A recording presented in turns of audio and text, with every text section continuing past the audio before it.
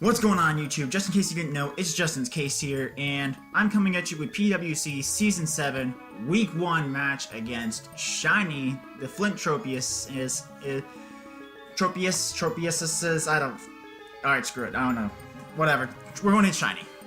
Okay, so put it that way. And he's got one of the toughest teams, I think, in the league. Like, it was ranked, I think, 2nd or overall in PRs. And for damn good reason. It's a very strong team. I had some trouble building against it, and it's going to be a very tough match going into, I gotta say. His team is Tapu Koko, Volcarona, Decidueye, Blastoise, Alolan Persian, Trashmon, Piloswine, Garchomp, Necrozma, Bronzong, Garbodor, and Mega Aerodactyl. So that's a very offensive team with really good bulky pivots. As far as going up against my team itself, because my team recap on the side, I'm just going to say it just because it's week 1. I may not repeat it every week after that, but I have Kyurem Black, Arcanine, Shaman, Primarina, Miltank, Zebstrika, Sandforce, Landorus Incarnate, not Sheerforce, Aerodactyl, Metagross, Hitmonchan, and Mega Sableye. So from looking at the team right off the bat, I already feel strongly about at least one thing. I know for a fact Necrozma will not come to this matchup, because there's a Mega Sableye right there, and there's no way he's bringing that. That's just too easily walled by Mega Sable in every single aspect. I feel if there's one I had to bet any amount of money that he's not going to bring, it's going to be Necro. So I'm already not really preparing for that in team building, because if it does, it's really easily hard-walled by Sableye, so that's already gone out the gate.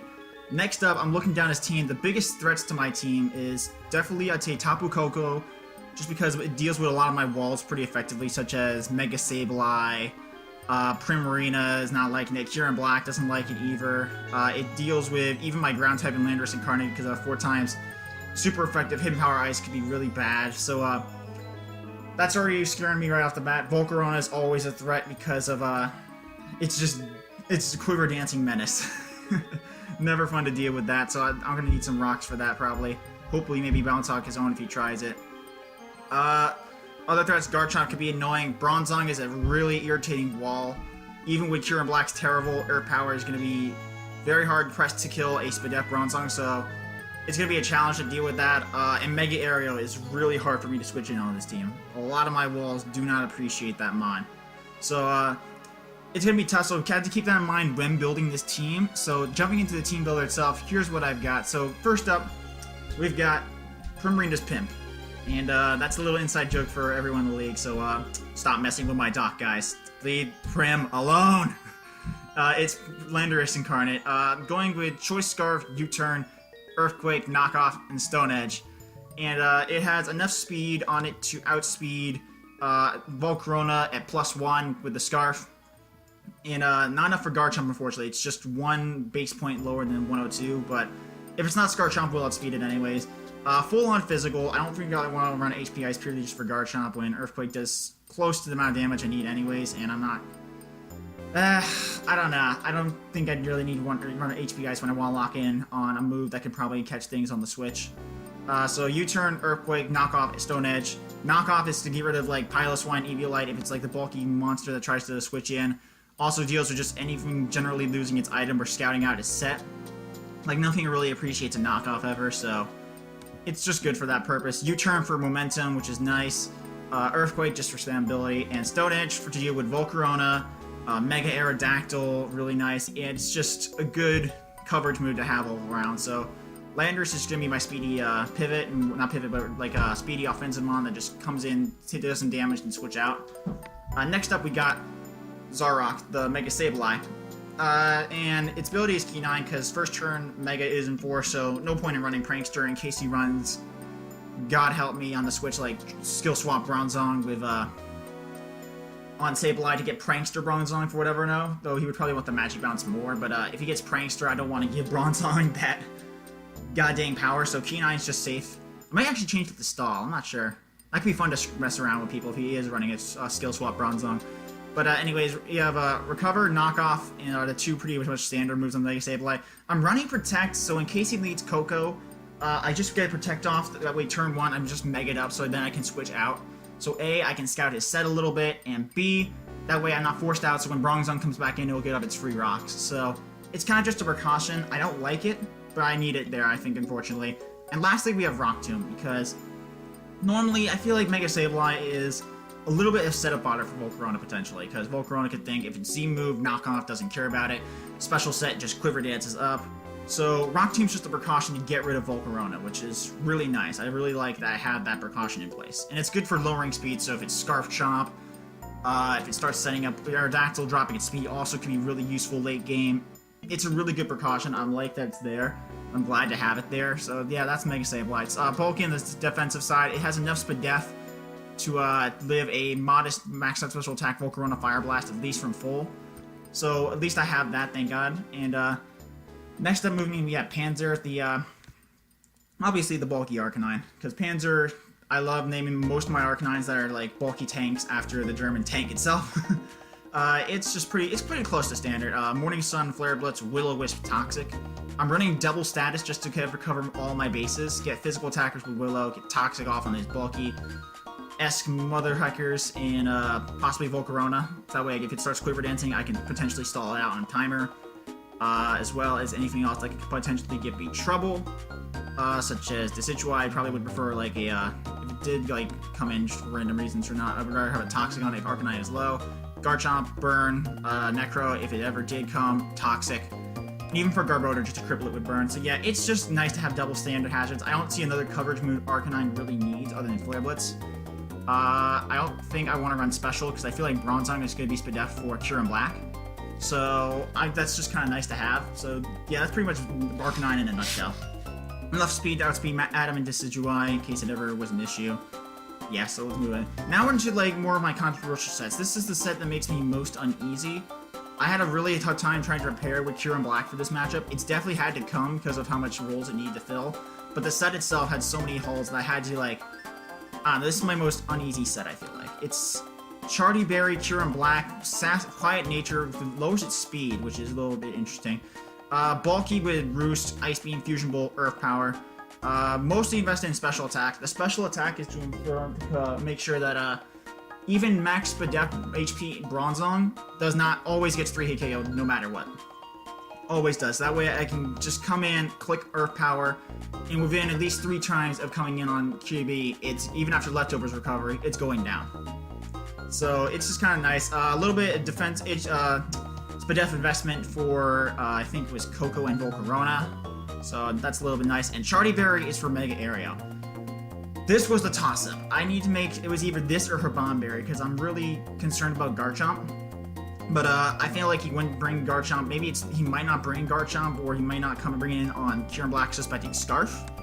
So he might go Aerial because it's a little more safer, and then because Stone Edge will kill me regardless. So Charty Berry was important for that, so that way I lived it and just killed it with Ice Beam. So it's really a toss-up here, and if he brings that instead of Aerial, or he brings both, or he brings it Garchomp in on KB, I think it's a little more scary, but either way, I still have switches for Garchomp a little more than I do Aerial down the line, so it's a little less concerning. So I feel like the biggest problem for this team was Mega Aerial, so I had to bring Charty Berry. So yeah, I'm a little bit concerned it may not work as well, but it's one of my big hopes for that. I have to have it there. And Roosters just become bulkier because I can't think of a coverage move could be useful, but I think I need the bulk down the line to take out a lot of members of this team, and I need bulk on KB to do the job. And then next up we have XZ Metal Tank. It really should be, I wanted to name it XA Cannon for obviously a Yu-Gi-Oh reference, but it's not really a cannon, and it kind of resembles a tank more, so just screw it. It's my mon, I'm doing the name. Anyways, it's AV Metagross. It might be probably the easiest to get what set it is. My Shiny probably might suspect it from the get-go, it's AV. But Ice Punch for Garchomp, because I think it lives 2 Earthquakes no matter what. If it's like a non-life orb or boosting item, Garchomp, if it's like Scarf Chomp, I think I live 2. Meteor Mash is for anything really on his team, because nothing takes a Steel type move pretty well. It's for Piloswine. Decidueye doesn't like, even Volcarona, even though it's not really defensive, it doesn't appreciate taking a hit. Tapu Koko, it's just a good coverage move, and it's mainly for Piloswine though, to be quite honest, and Mega Aerial. Earthquake deals with Koko really well. Also, in case he ever got help around the Heat-proof Bronzong, I can spam that against Bronzong. And then Rock Slide for Volcarona. If he brings in Volcarona to try to scare me out with a Fire Blast, I definitely live 1. I think I don't know if I have a chance to live +1, I think, as well. Don't quote me on that. I'm not sure. I don't have the calcs on me at the moment, but it's bulky Gross, so I can, like, if he tries to think I'll switch out and then get up a Quiver Dance, I'll Rock Slide and take him out. So that'll be kind of useful. And that's pretty much Metagross in a nutshell. And lastly, the Franchise Queen, because it seems so many people were after this this beautiful mon right here, is Shaman. And for good reason, because it's so versatile and can do so much. And this matchup, I'm going to run defensive. I hate running defensive Shaman. I love running offensive when I can, which is why I have it modest too, just so it can do some more damage. But it's filling a more defensive role this game because it has to hardwall some of his physically offensive menaces, such as Garchomp, for instance. And also maybe even Coco if it's a special set. If it runs physical Brave Bird or Sky Strike, I might be a little more careful if I see physical, so I have to be play around a little more. But either way, it's running Fizz Def, so it has, at least I think it lives a Sky Strike from Coco, and I have to, it's basically there to wall Garchomp should it become an issue. So, and it's also got Leech Seed to deal with Bronzong. It has, so it can suck the life out of that boy. Seed Flare, we all know why Seed Flare is good. It's better than Skull Burn, 40%. -2 Spadef drops, 120 base power. Show me, even if you have a switch in, it's not liking it. So yeah, that's Shaman in a nutshell. Volcarona could be an issue a little bit. However, I have hard pivots for Volcarona, such as Scarf, Landorus, or not Kieran Black, Arcanine. So yeah, it's the defensive member of my team, honestly. Like, it's there. It also deals with Piloswine. Does not want to take a Seed Flare. It's nice. It's gonna play defensive this game, but it's nice. So, yeah, that's the team in a nutshell. The game plan basically is to lead off with Mega Sableye, click Protect turn 1 if it's leading off with, like, Cabo Coco, and scout his set a little bit. And, if he leads off with anything else, if he leads off with Bronzong, watch out, just Hard Knock immediately, hope he doesn't have Skill Swap.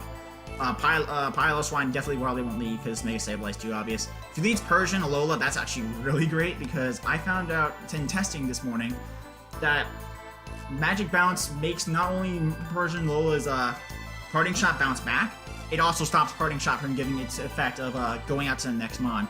So if he tries Parting Shot turning 1, even though he knows he'll get the drop, it will not let him switch out too. So I'm really hoping he's not aware of this. Its potential. He might just run U-turn Persian, and that'll be really good prep on his part too.